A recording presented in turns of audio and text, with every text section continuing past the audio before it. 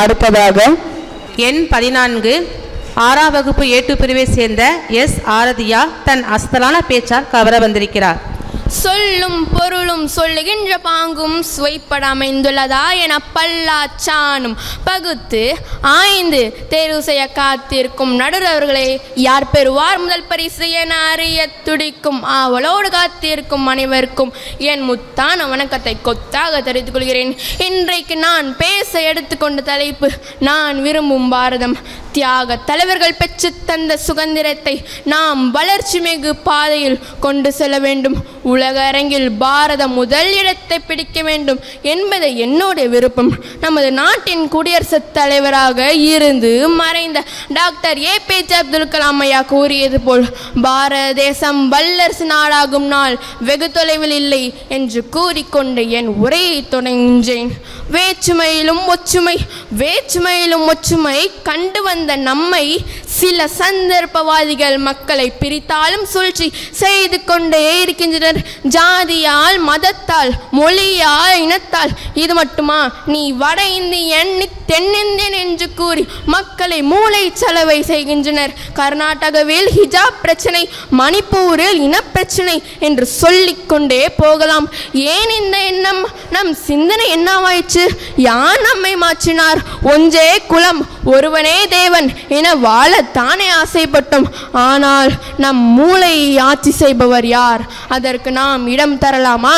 நான் விரும்பும் பாரத தேசம் ஜாதி, மதம், இனம், மொழி என பிரிந்தாலும் நாம் பாரத தாயின் பிள்ளைகளாய் ஒற்றுமையுடன் வாழவே ஆசை கொள்கிறேன். 30 கோடி முகமுடையாள் எனினும் சிந்தனை ஒன்று உடையாள் என்றான் பாரதி.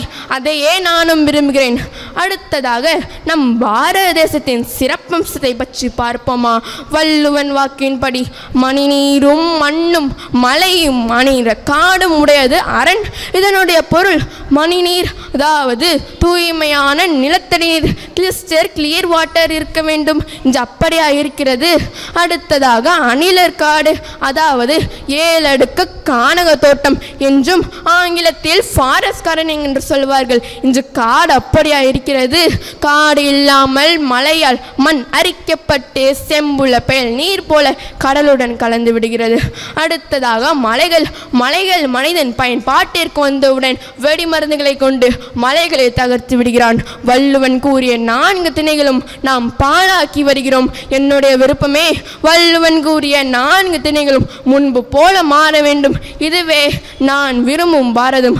மற்றும் நான் ஊழலற்ற பாரதத்தை காண விரும்புகிறேன். நமது நாட்டின் வளர்ச்சிக்கு பெரும் முட்டுக்கட்டையாக இருப்பது ஊழல். எங்கும் ஊழல், எதிலும் ஊழல், ஒரே ஊழல் மயமாக இருக்கிறது. மக்கள் தங்கள் கடின உழைப்பால் சம்பாதித்த பணத்தை வரியாகவும் பிற வகையில் அரசுக்கு மக்கள் செலுத்துகின்றனர். அந்த பணம் மக்களின் வளர்ச்சிக்கு உதவுவதை விட ஊழல்வாதிகளால் சுரண்டப்படுவதே அதிகமாயிருக்கிறது. சமீப காலமாக ஊழல்களின் பட்டியல் நீண்டு கொண்டே போகிறது. போபர் ஊழல், 2G மெகா ஊழல், காமன்வெல்த் ஊழல் போன்ற வகையால் பாரதம் ஊழல்வாதிகளின் தேசமோ என்ற எண்ணம் உருவாகிவிடுகிறது. நான் ஒருவரின் பெயரை கூறுகிறேன். அவர் எதற்காக போராடினார் என்று நினைத்து பாருங்கள். அவர் பெயர்தான் அண்ணா ஹசாரே. அவருடன் சேர்ந்து மக்களும் பெரும் ஆதரவு தந்தனர். ஏன் ஆதரவு தந்தனர்? குடிமக்களாகிய யாருக்குமே ஊழல் என்பது பிடிக்கவில்லை என்பதே காரணம். அதே போலதான் நானும் ஊழலற்ற பாரதத்தை காண விரும்புகிறேன் என்று கூறி என் உரையை முடித்துக் கொள்கிறேன். ஜெய் ஹிந்த், ஜெய் பாரத். வாய்ப்பளித்தமைக்கு நன்றி, வணக்கம். பல தியாகிகளும் வீரர்களும் வாங்கி தந்த சுதந்திரத்தை பேணி காக்க வேண்டும். ஒன்றே குலம், ஒருவனே தேவன் என்று நம்மிடம் ஒற்றுமை உணர்வை ஏற்படுத்தி சென்ற மாணவி எஸ் ஆராத்யாவிற்கு நன்றி.